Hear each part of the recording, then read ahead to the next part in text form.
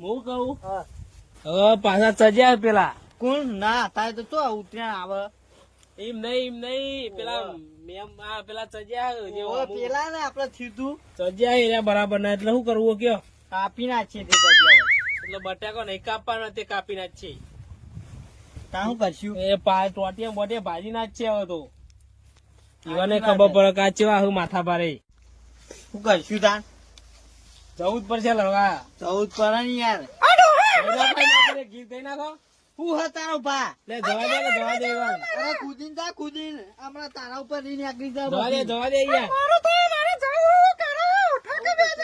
બોલે આવું ના હોય કાટલો આગો લેજો